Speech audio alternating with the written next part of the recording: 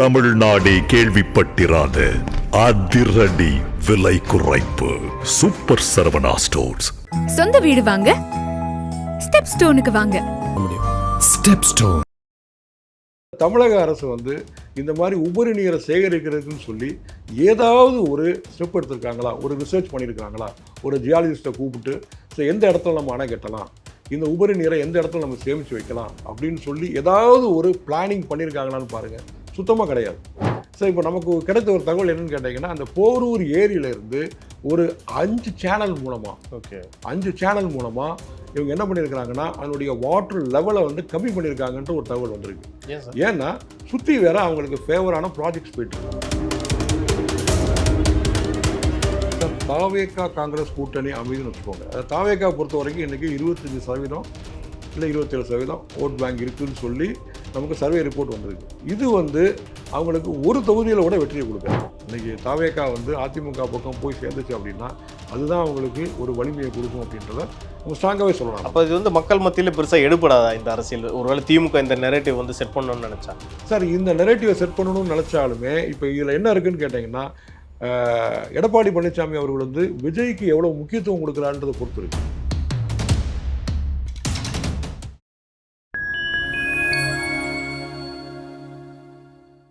Fine time media நேயர்களுக்கு வணக்கம்.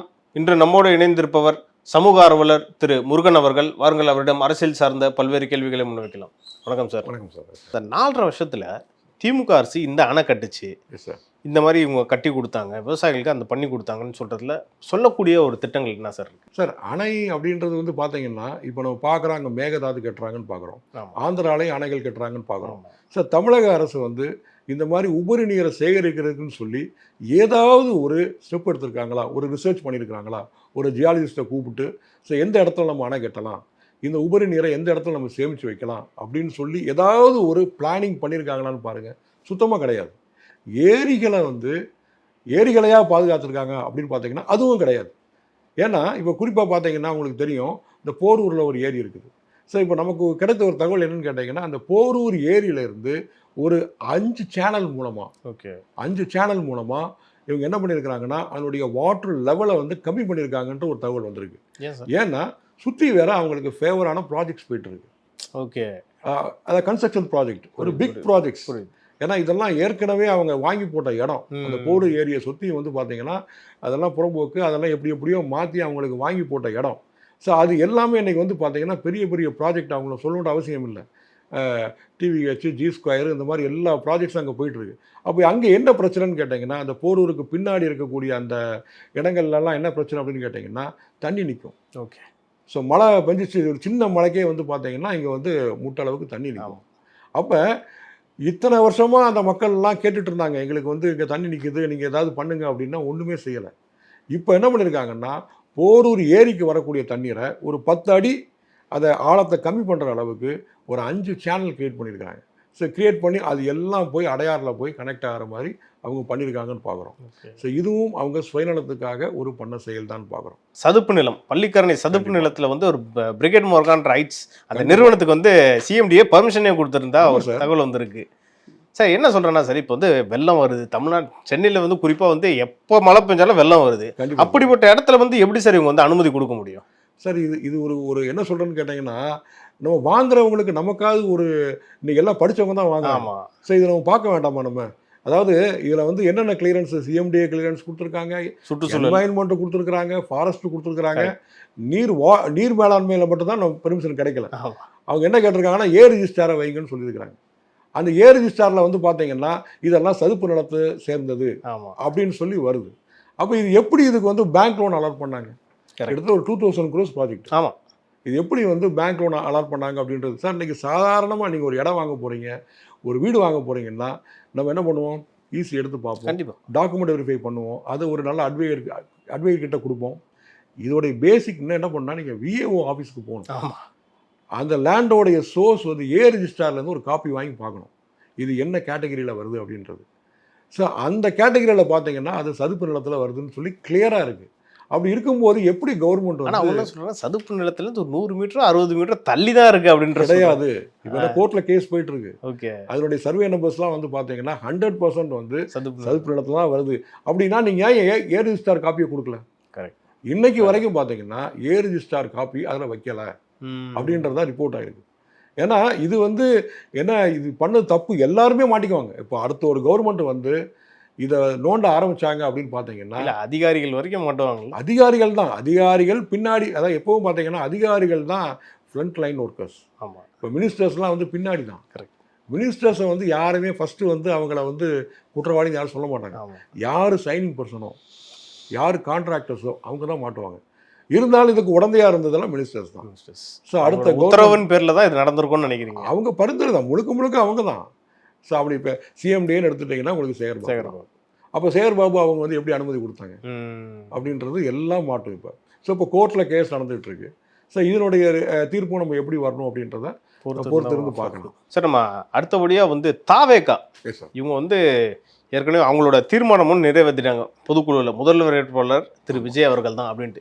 இன்னொரு பக்கம் வந்து காங்கிரஸ் கூடயும் பேச்சுவார்த்தை நடக்கிறதா ஒரு தகவல்லாம் வந்துச்சு. என்னன்னா, அந்த பீகார் எலெக்ஷனுக்கு அப்புறம் கண்டிப்பாக காங்கிரஸ் வந்து ஒரு முழிச்சுக்கிட்டாங்க. ஐயோ இது ரொம்ப சிக்கலா இருக்கு, இதுக்கு மேலேயும் நம்ம திமுக கூட தொடரலன்னா நமக்கு வந்து அட்ரஸ் எல்லாம் போயிடுவோம் தமிழ்நாட்டில் அப்படின்ற அளவுக்கு வந்துட்டாங்க. இனிமேல் பேரமும் பேச முடியாது. கண்டிப்பாக இது எந்த வகையில சார் முடிய போகுது? தாவேகா காங்கிரஸ் கூட்டணி அமைய வாய்ப்பு இருக்கா சார்? தாவேகா காங்கிரஸ் கூட்டணி அமைதுன்னு வச்சுக்கோங்க. தாவேகா பொறுத்த வரைக்கும் இன்னைக்கு 25% இல்லை 27% ஓட் பேங்க் இருக்குன்னு சொல்லி நமக்கு சர்வே ரிப்போர்ட் வந்திருக்கு. அவ்வளோ இருக்குமா சார்? எல்லாம் ரிப்போர்ட் சொல்லுது. ரிப்போர்ட் சொல்லுது, எல்லாமே சொல்லுது நமக்கு. சரி, ஒரு 20% வச்சுக்கோங்களேன். 20% இது வந்து அவங்களுக்கு ஒரு தொகுதியில் கூட வெற்றியை கொடுக்காது. ஓகே, இதுதான் உண்மை. ஏன்னு கேட்டிங்கன்னா இன்னைக்கு வெற்றி அப்படின்னு சொல்றது வந்து பார்த்தீங்கன்னா ஒரு 27-30 தாண்டி அப்படின்னா தான் அவங்களுக்கு வெற்றியை கிடைக்கும்.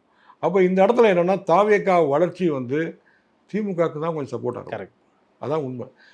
அப்போ கொஞ்சம் அபரிமிதமாக வளரணும். இன்னும் வந்து அவங்க என்ன பண்ணணும், இந்த கோட்டை தாண்டி வெளியே வரணும், 30 தாண்டி வெளியே போகணும். அப்போ கூட்டணி தானே சார் ஒரே தீர்வு? இப்போ இல்லை அப்படி பார்க்கணும். இல்லைன்னா திமுக வலுவான திமுகவை எதிர்க்கணும் அப்படின்னு சொல்லி சொன்னீங்கன்னா, ஏன்னா ஆன்டி இன்கம்பரன்சி இன்னைக்கு நிறைய இருக்குது. திமுகவுக்கு சும்மாலாம் கிடையாது. இன்னைக்கு மக்கள்லாம் அவ்வளவு வெறுப்பாக தான் இருக்கிறாங்க. இது அப்படி இருக்கும் பொழுது தாவேகா வந்து அதிமுக கூட கூட்டணி சேர்ந்தாங்கன்னா அன்றைக்கே நம்ம சொல்லிடலாம் ரிசல்ட்டை.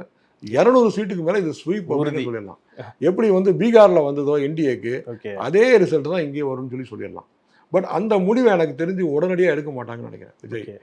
அவங்க வந்து ஜனவரிக்கு மேலே அது எடுக்கிறதுக்கு வாய்ப்புகள் இருக்குது அப்படின்னு பார்க்குறோம். ஏன்னா கூட்டணி வச்சாதான் அவங்களுக்கும் லாபம், அதே மாதிரி அரசியல் ரீதியாக உங்களுக்கு பாதுகாப்பும் கிடைக்கும்னு நான் நினைக்கிறேன். நிச்சயமா சார். அப்போ தான் எதுவும் சாதிக்க முடியும் அவங்க. ஏன்னு கேட்டிங்கன்னா இப்போ எடப்பாடி அவர்களும் வந்து சும்மா கிடையாது. அவங்க 4 வருஷம் இருந்திருக்கிறாங்கன்னா, இப்போ நம்ம பேசிகிட்டு இருந்தோம் நீர் மேலாண்மை, அவரை அவ்வளோ திறம்பட செயல்பட ஆற்றியவர் வந்து எடப்பாடி பழனிசாமி. இப்போ நீங்கள் பார்த்தீங்கன்னா தெரியும், நிறைய பிரிட்ஜஸ் எங்கெங்கெல்லாம் அந்த ஃப்ளைஓவர்லாம் வந்து ஒரு கேஸில் இருக்குதோ அவ்வளோ கேஸையும் வந்து அவங்க அதை இமிடியேட்டாக வந்து ரெக்டிஃபை பண்ணி அதை அமுலுக்கு கொண்டு வந்தாங்க. அது எல்லாத்தையுமே. ஸோ அந்த அளவுக்கு வந்து விஜய் அவர்களுக்கு வந்து அதிமுக கூட கூட்டணிக்கு போகிறது அரசியல் பயணத்தில் ஒரு சேஃபராக இருக்கும். திரு விஜய் அவர்கள் வந்து நான் அதிமுக கூட கூட்டணி போகிறேன்னு சொல்லிட்டா டிஎம்கே கவுண்டர் பண்ணுவாங்களே சார்? நேற்று பார்த்தீங்கன்னா இவங்க தான் முதல்வர் வேட்பாளர்னு சொன்னாங்க, இப்போ வந்து மாற்றி பேசுகிறாங்க அப்படின்ற மாதிரி சொல்லி கவுண்டர் பண்ண மாட்டாங்களா? அரசியல் பண்ண மாட்டாங்களா இதில்? சார் எப்படினாலும் அவங்க பேசட்டுமே. இப்போ உதாரணத்துக்கு பிஜேபியும் அதிமுகவும் கூட்டணி வச்ச அன்னைக்கு ஸ்டாலின் அவர்கள் வந்து சட்டசபையிலே இதை வந்து பேசினாங்க. ஆமாம், இதெல்லாம் சட்டசபையில் பேச வேண்டிய அவசியமே இல்லை, பேசுகிற சமாச்சாரமே இல்லை. சட்டசபையிலே ஸ்டாலின் வந்து என்ன பேசுனாங்கன்னா, இந்த மாதிரி அதிமுக சொல்லிகிட்டே இருந்தாங்க, இப்போ போய் பிஜேபி கூட போய் கூட்டணி வச்சுருக்கிறாங்க அப்படின்லாம் கிளைம் பண்ணாங்க. அப்போ என்னென்னு கேட்டாங்கன்னா, இதே கிளைம் வந்து சொல்ல தான் செய்வாங்க. பார்த்தீங்களா, நாங்கள் சொன்னோம் தாவேகா வந்து பாஜகவினுடைய பி டைம்னு சொன்னோம், இப்போ பாருங்கள் கரூர் சம்பவத்துக்கு அப்புறம் போய் அவங்க வந்து அங்கே போய் சேர்ந்துட்டாங்க அப்படின்னு சொல்லத்தான் செய்வாங்க. பட் என்ன அப்படின்னு கேட்டிங்கன்னா, இதுதான் அவங்களுக்கு ஸ்ட்ரென்த்து.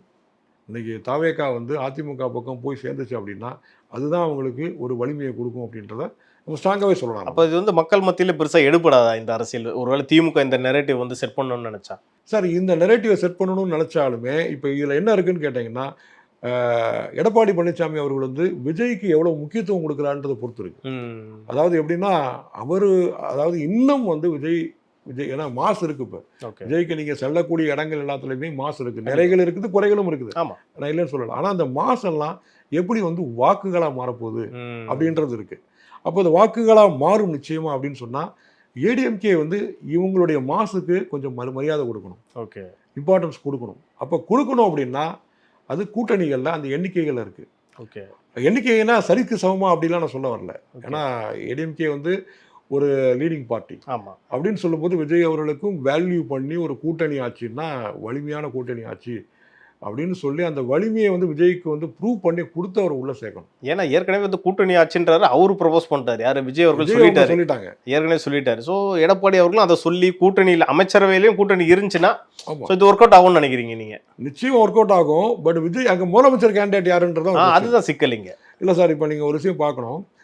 இந்த பொதுக்குழுவில் என்ன தீர்மானம் நிறைவேற்றினாங்க? விஜய் தான் முதல்வர் வேட்பாளர்னு சொல்லிட்டாங்க. அந்த முதல்வர் யாருன்ற ஒரு விஷயத்தை முடிவெடுக்கக்கூடிய அதிகாரத்தை நாங்கள் விஜய்க்கே கொடுத்துறோம்ட்டாங்க. ஓகே, கடைசியில் ஒரு பாயிண்ட் பார்த்தீங்கன்னா அந்த பாயிண்ட் இருக்கு. ஓகே, முதல்வர் வேட்பாளர் யார் அப்படின்றத முடிவெடுக்கக்கூடிய அதிகாரத்தை விஜய்க்கே கொடுத்துறோம்னு இருக்காங்க. முதல்ல சொன்னதில் எப்படியா சொல்லியிருக்காங்க, இப்போ எப்படியா சொல்லியிருக்காங்க. இப்போ ஆனால் அவர் என்ன சொல்றாரு? தவேகாவுக்கும் திமுகவுக்கும் தான் போட்டினே அவர் சொல்றாரு. அவர் அப்படிதான் சொல்லுவார். அப்படிதான் சொல்லி ஆகணும். எந்த அளவுக்கு ஸ்ட்ரென்த் இன்னும் டெவலப் ஆகுது, எந்த அளவுக்கு கூட்டணிகள் வருதுன்றதை பார்ப்பாங்க. இல்லை அன்புமணி ராமதாஸ் இருக்கிறார், அவருடைய ரோல் முக்கியம். அவர் திடீர்னு அவர் போய் நான் விஜயை சப்போர்ட் பண்ணுறேன்னு சொல்லிட்டு இந்த பக்கம் வந்துட்டாருன்னா கொஞ்சம் சிக்கல் தான் ஏடிஎம்கேக்கு. அது ஒரு மெயின் ஃபேக்டர் இருக்குது.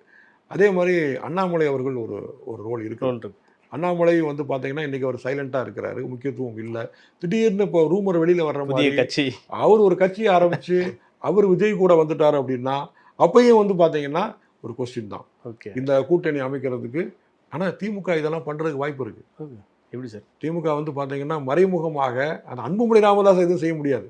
ஏற்கனவே ராமதாஸ் அவர்கள் வந்து அங்கே ஒரு சர்ச்சை இருக்குது. ராமதாஸ் அவர்கள் மேலே இன்னொரு அணி அமைத்து இப்படி ஒன்று திமுக கூட அலையன்ஸ் செட் பண்ணுறதுக்கு அவங்க அவர் அதுக்கு தான் விருப்பம் தெரிவிக்கிறதாகவும் பல செய்திகள்லாம் வருது. கண்டிப்பாக, நிச்சயமாக. அப்போ அன்புமணி ராமதாஸ் என்ன செய்ய போகிறாரு, அண்ணாமலை அவர்கள் என்ன செய்ய போகிறாங்க, இதை பொறுத்தும் இருக்குது. ஸோ இங்கிட்டு ஒரு அணி இப்படி அமையுமா, இல்லை அப்படின்னா சொன்ன மாதிரி அவங்க விஜய் வந்து அப்படியே அப்சல்யூட்டாக ஏடிஎம்கே கூட போகிறாங்களா அப்படின்றதெல்லாம் நம்ம வந்து இவங்களுடைய நகர்வுகளை பொறுத்து தான் பார்க்க சொல்ல முடியும். நிச்சயமாக. இன்னொரு பக்கம் வந்து சார், இப்போ எஸ்ஐஆர்ன்ற அந்த ஒரு பிரச்சனை போயிட்டு இருக்கு. ஒரு பக்கம் திமுக எதிர்க்கிறாங்க, அதிமுக ஆதரிக்கிறாங்க. இது நடுவில் வந்து தாவேகா வந்து எந்த ஒரு புரிதலுமே இல்லாமல் இருக்காங்க அப்படின்ற மாதிரி ஒரு குற்றச்சாட்டும் இருக்கு சார். சார் அது எப்படி சார் எடுத்துக்கிறது? நம்ம சார் ஒரு விஷயம் இருக்குது. நீங்கள் எதுவுமே வந்து பார்த்தீங்கன்னா ஒரு இம்ப்ளிமெண்டேஷனுக்கு வர்றதுக்கு முன்னாடி நீங்கள் என்னன்னாலும் சொல்லலாம், என்னன்னாலும் செய்யலாம், போராட்டம் பண்ணலாம், நீங்கள் கேஸ் போடலாம், எதுனாலும் பண்ணலாம். பட் இப்போ எஸ்ஐஆர் வந்து இம்ப்ளிமெண்டேஷனில் இருக்குது. ஆமாம், இன்றைக்கி வந்து பார்த்தீங்கன்னா உங்களுக்கு ஓட்டர் ஐடி இன்வேலிட், என்னுடைய ஓட்டர் ஐடி இன்வேலிட், எல்லாருமே ஃப்ரீ. இதுதான் உண்மை. அப்போ அப்படின்னு சொல்லும் பொழுது இப்போ வந்து நான் போராட்டம் பண்ணுறேன், இல்லை இதை பற்றி நான் ஏதாவது ஒரு குரல் எழுப்புறேன்னு சொல்லி சொன்னோம் அப்படின்னா இது என்ன பண்ணும், மக்களை டைலூட் பண்ணும். இது மக்களை வந்து திசைத்திருப்போம். இப்போ ஒரு தாவேகா தொண்டர் என்ன நினைப்பாங்க, சரியான புரிதல் இல்லாமல் ஒரு தலைவர் வேணான்னு சொல்கிறார் போல இருக்குது, எஸ்ஐஆர் நம்ம ஃபில் பண்ணி கொடுக்க வேண்டாம் போல இருக்குது. உங்கள் வீட்டுக்கு வாசலுக்கு வருவாங்க, உங்கள்கிட்ட ஃபார்ம் கொடுப்பாங்க, வேண்டாம்ப்பா போயிட்டு வாப்பா. இல்லை சப்போஸ் உங்கள்கிட்ட வீட்டு வாசலுக்கு வந்து நீங்கள் மிஸ் பண்ணிட்டீங்கன்னா கூட நீங்கள் இந்த பிஎல்ஓ யாருன்னு தெரிஞ்சு அவங்களுக்கு நீங்கள் வந்து ஃபோன் பண்ணி கேட்கலாம். அந்த ஃபார்ம்ஸை போய் நீங்கள் வாங்கி கொடுக்கலாம். பெருசாலாம் ஒன்றும் கேட்கல, நீங்கள் ஃபில் பண்ணலாம். நீங்கள் ஃபஸ்ட்டு இப்போ நமக்கு சொல்கிறது என்னென்னா உங்களோட டீட்டெயில்ஸ் எழுதுங்க. எஸ்ஐஆரில் இருக்கிறது வந்து பார்த்தீங்கன்னா நீங்கள் உங்கள் பேர், உங்களுடைய ஆதார் நம்பரு, உங்களுடைய மொபைல் நம்பரு, அப்புறம் உங்களுடைய ஓட்டர் ஐடி நம்பரு, இவ்வளோ தான் கேட்குறாங்க. உறவிடர்னு சொன்னால் உங்கள் அப்பா, ஒரு ஒரு ஒரு ஒரு மனைவியாக இருந்தால் கணவனுடைய டீட்டெயில்ஸ், இவ்வளோ தான் கேட்குறாங்க. இதுக்கு மேலே இதுக்கு முன்னாடி நீங்கள் ஏதாவது சீர்திருத்தம் பண்ணியிருந்தீங்கன்னா 2005 இல்லை 2002 பண்ணியிருந்தீங்கன்னா அந்த டீட்டெயில் கொடுங்கன்னு சொல்லி கீழே கேட்குறாங்க. இஃப் நீங்கள் பண்ணியிருந்தீங்கன்னா அப்படின்னு தான் கேட்குறாங்க. அப்போ உங்களுக்கு அந்த டீட்டெயில் தெரிஞ்சதுன்னா நீங்கள் ஃபில் பண்ணுங்கள் அப்படி தான் சொல்கிறாங்க. இடது பக்கம் நீங்கள் வந்து உங்களுக்கு உண்டான டீட்டெயில், ஸோ வலது பக்கம் உங்களுடைய உறவினர்களுக்கு உண்டான டீட்டெயில். நீங்கள் 2002 நீங்கள் வந்து வாக்கு செலுத்தியிருந்தீங்க அப்படின்னா அந்த சப்போஸ் இப்போ நீங்கள் இந்த ஊரில் இல்லை, வேற ஒரு ஊரில் நீங்கள் வாக்கு செலுத்திருக்கிறீங்க அப்படின்னா கூட இன்றைக்கி ஆன்லைனில் அந்த டீட்டெயில் இருக்குது. ஆமாம். ஸோ இப்போ இது என்னன்னு கேட்டிங்கன்னா எஸ்ஐஆர் அப்படின்றது புதுசாக ஒன்றை கொண்டு வந்து புகுத்துன மாதிரி இல்லைன்னு தான் நம்ம சொல்லணும். ஏற்கனவே இருந்திருக்கு. 2002 2005 இதை பண்ணியிருக்கிறாங்க. 2002 வந்து நீங்கள் சொன்ன மாதிரி அப்போ அன்றைய பாஜக அரசு பண்ணுச்சு. அப்போ வந்து திமுக கூட்டணி கட்சியிலே இருக்கு. கூட்டணி கட்சியில் இருந்து ஏறக்குறைய ஒரு 49 லட்சம் வாக்குகளை வந்து நீக்கியிருக்காங்க. அதை பற்றி இன்னைக்கு யாரும் பெருசாக பேச மாட்டாங்க சார். இன்னைக்கு இப்போ நீங்கள் இப்போ இருக்கிறீங்க, ஒரு ஏரியாவில் இருக்கிறீங்க, இன்னொரு ஏரியாவுக்கு மாறி வந்துட்டீங்க, இங்கே ஒரு ஓட்டர் ஐடி வாங்கிக்கிட்டீங்க, அந்த ஓட்டர் ஐடி இன்னும் ஆக்டிவில் தான் இருக்கும். ஆமாம், அதை நீக்கவே இல்லை. இந்த மாதிரி வந்து பார்த்தீங்கன்னா நிறைய பேருக்கு நான் வந்து ப்ராக்டிக்கலாக சொல்கிறேன், ஒரு இதை கிரியேட் பண்ணியிருக்காங்கன்னு சொல்லலை. இப்போல்லாம் இப்போ சொல்கிறாங்க இல்லையா, இப்போ குளத்தூரில் வந்து கிட்டத்தட்ட இந்த மாதிரியான ஒரு இன்வேலிட் ஓட்ஸ் வந்து 9000 ஓட்லாம் இருக்குன்னு சொல்லி சொல்கிறாங்க. நான் அந்த சர்ச்சைக்குள்ளே போக வரல. நேச்சுரலாகவே உங்களுக்கு வந்து அதுவே வந்து இறந்து போனவங்க அவங்களுடைய அந்த ஓட்டர் ஐடியெல்லாம் இன்னும் ஸ்டில் அது அலைவாக இருக்குது. ஓகே. ஸோ இது எல்லாத்தையும் கிளியர் பண்ணுன்றது ஒன்று. ரெண்டாவது, இந்த மாதிரி அத்துமீறி குடி புகுந்தவங்க, பங்களாதேஷ்லேருந்து வந்தவங்க, பாகிஸ்தான்லேருந்து வந்தவங்க, அவங்கெல்லாம் இன்னைக்கு ஓட்டர் ஐடி வாங்கி வச்சிருக்கிறாங்க அப்படின்னு ஒரு குற்றச்சாட்டு இருக்குது. ஆமாம். அப்போ அவங்களுடைய ரூட்டெல்லாம் எடுத்தோன்னா இதெல்லாம் கிளியர் ஆகுன்றது ஒரு விஷயம் இருக்குது. ஸோ அதுக்காக தான் இவ்வளோ கெடுபிடி இருக்குன்னு நம்ம எடுத்துக்கலாமா அது எஸ்ஐஆரில்? சார், அப்படின்னு மட்டும் நம்ம எடுத்துக்க முடியாது. ஓகே. இது வந்து ஒரு மேண்டேட்டரி தான். இது வந்து ஒரு மேண்டேட்டரி. ஸோ பாஜகவுக்கு அந்த மாதிரி ஒரு குறிக்கோள் இருந்ததுன்னு சொன்னாலுமே அதை நம்ம ஒன்றும் செய்ய முடியாது. ஏன்னா அந்த மேண்டேட்டரி உள்ள தானே வருது. ஆமாம். நம்ம என்ன செஞ்சுருக்கணும்னா, இப்போ திமுகவை என்ன ஒரு பலமாக எதிர்த்து சொன்னாங்கன்னு சொல்லுங்கள். ஒரு அனைத்து கட்சி கூட்டத்தை கூட்டினாங்க, அவ்வளோதான். இதுக்கு ஒரு சுப்ரீம் கோர்ட்டில் கேஸ் போட்டாங்க, அவ்வளோதான். ஒரு பக்கம் எதிர்க்கவும் செய்கிறாங்க, இன்னொரு பக்கம் இதை வந்து கவனிச்சுக்கிட்டும் வராங்க. அவங்க ஆளுங்களை வச்சு எவ்வளோ எஸ்ஐஆர் பணிகள் எப்படி போயிட்டு இருக்குன்றத கவனிக்கவும் செய்கிறாங்க. ஆமாம், நீங்கள் அங்கங்கே பார்த்தீங்கன்னா பிஎல்ஓஸ் இருந்தாங்கன்னா இவங்க திமுகவுடைய அந்த பிஎல்ஏ பூத் லெவல் ஏஜென்ட் அவங்களாம் போக தான் செய்கிறாங்க. ஆமாம், அது மானிட்டர் பண்ண தான் செய்கிறாங்க. அவங்க ஆட்கள்லாம் யாரோ, இப்போ அவங்களுக்கு வழக்கமாக யார் ஓட்டு போடுவாங்களோ அவங்களெல்லாம் கரெக்டாக மானிட்டர் பண்ணி அந்த வேலையை செய்கிறாங்க. விஜய் என்ன பண்ணியிருக்கணும்னா, அன்றைக்கி ஒரு வீடியோவில் பேசினார்ல, என்ன சொல்லியிருக்கணும், இதை வந்து என்கரேஜ் பண்ணி நீங்கள் இம்ப்ளிமெண்டேஷனில் இருக்குது, தயவு செஞ்சு நம்ம தொண்டர்கள்லாம் நீங்கள் அந்தந்த வாக்குச்சாவடிகளுக்கு போங்க, நீங்கள் அவங்க தெரியாதவங்களுக்கு சொல்லிக் கொடுங்க, ஃபில்லப் பண்ண தெரியாதவங்களுக்கு நீங்கள் அவங்களுக்கு டீச் பண்ணுங்கள், நீங்கள் அந்த ஃபார்ம்ஸை கலெக்ட் பண்ணி நீங்கள் கொடுங்க, யாரும் மிஸ் ஆகிடாமல் பார்த்துக்கோங்க அப்படின்னு சொல்லியிருக்கணும். ஓகே. ஏன்னா உங்கள் ஆர்கியூமெண்ட்லாம் கோர்ட்டில், ஆமாம், நீ கோர்ட்டில் போய் ஸ்டே வாங்குங்க, இல்லைன்னா ஏதாவது ஒன்று பண்ணுங்கள். பட் நீங்கள் இப்போ இம்ப்ளிமெண்டேஷனில் இருக்கும்போது நீங்கள் இதுக்கு ஒரு போராட்டம் பண்ணீங்க, இல்லை ஒரு வீடியோ நீங்கள் வெளியிட்டீங்கன்னா இது மக்களை பாதிக்கும். குறிப்பாக வந்து பார்த்தீங்கன்னா ஒரு கட்சியில் வந்து ஃபுல்லாக இளைஞர்கள்லாம் இருக்கும். குறிப்பாக சொன்னால் ஜென்சி கிட்ஸு கண்டிப்பாக அவங்களுக்கு வந்து இந்த எஸ்ஐஆர் பற்றி பெரிய ஒரு புரிதல் இல்லாமல் தான் இருக்கும். ஸோ அவங்களுக்கு வந்து ஆர்ப்பாட்டம்னாலே அவங்க என்ன நினைப்பாங்க, நாளைக்கு அந்த ஃபார்ம் வந்தால் இதெல்லாம் நமக்கு தேவையில்லை அப்படின்ற மாதிரி ஒரு மிஸ்லீட் பண்ணுற மாதிரிலாம் இருக்குது. அது தப்பாக இன்டர்பிரட் ஆகிருக்கும். ஆமாம். அதாவது என்ன ஆகும்னு கேட்டாங்கன்னா, அவர் அதை சொல்கிறார், ஜென்சி கிட்ஸ் எல்லாம் கொஞ்சம் நீங்கள் வந்து அலர்ட்டாக இருங்க, கரெக்டாக ஃபில் பண்ணுங்க அப்படின்னு சொல்லி அவர் சொல்லியிருக்கிறார்.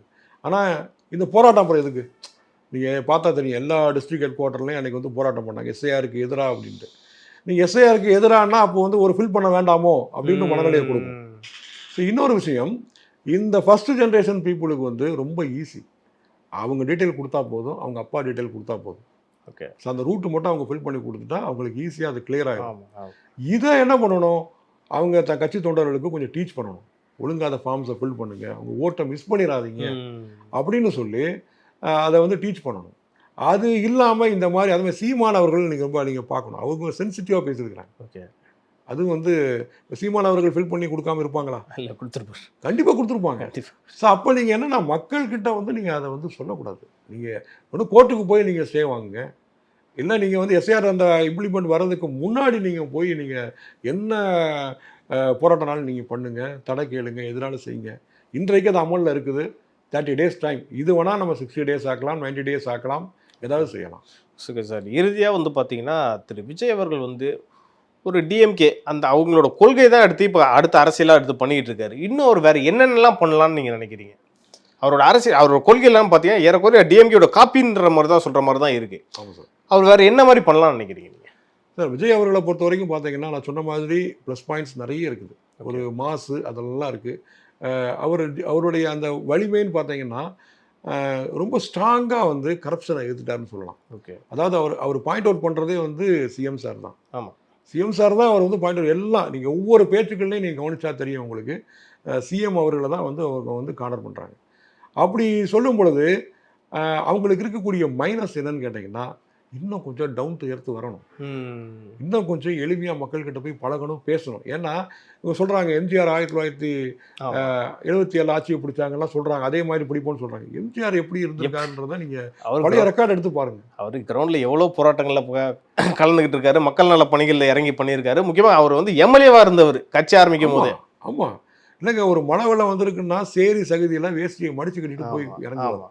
அதே மாதிரி ஒரு எங்கேயாவது ஒரு உணவு கூடத்தில் வந்து எல்லாத்துக்கும் அவங்க சாப்பாடு போடுறாங்கன்னா அவர் அந்த சாம்பார் எடுத்து ஊற்றுவார். கண்டிப்பாக அவர் பக்கத்தில் உட்காந்து அவர் சாப்பிடுவார். கண்டிப்பாக. ஸோ அந்த மாதிரிலாம் வந்து எம்ஜிஆர் இருந்திருக்கு. ஏன்னா அவர் வந்து கோடிட்டு காட்டுறது பார்த்தீங்கன்னா அண்ணாவை காட்டுறாரு, எம்ஜிஆர் காட்டுறாரு. ரெண்டு பேருமே வந்து மக்கள் நல பண்ணி இறங்கி கீழே கிரவுண்ட்லேருந்து வந்தவங்க. ஸோ இன்னும் வந்து கிரவுண்ட் லெவலுக்கு அவர் போகணும். அவர் விஜய் அப்பந்தான் வந்து பார்த்தீங்கன்னா இன்னும், அதாவது இப்போ இன்றைக்கி இருக்க இந்த ஃபஸ்ட் ஜென்ரேஷனுக்கு அவங்க வருவாங்க, இன்னும் அந்த ஒரு 40 இயர்ஸ் பீப்புள் இவங்கெல்லாம் நீங்கள் கவர் பண்ணணும் அப்படின்னா இன்னும் கொஞ்சம் அவர் டவுன் டு எர்த் போகினா தான் அவருக்கு வந்து ஒரு செல்வாக்கு வர வாய்ப்பு இருக்கு, செல்வாக்கு வர்றதுக்கு வாய்ப்பு இருக்குன்னு நம்ம சொல்லலாம். ஓகே சார், நம்ம இன்னைக்கு நடப்பு அரசியல் மற்றும் சமூக நிகழ்வு பற்றி நம்ம நிறைய பேசணும். இது குறித்து அடுத்தடுத்த நிகழ்ச்சிகளில் இன்னும் நம்ம டீட்டெயிலாக பேசலாம் சார். நன்றி சார். Thank you sir.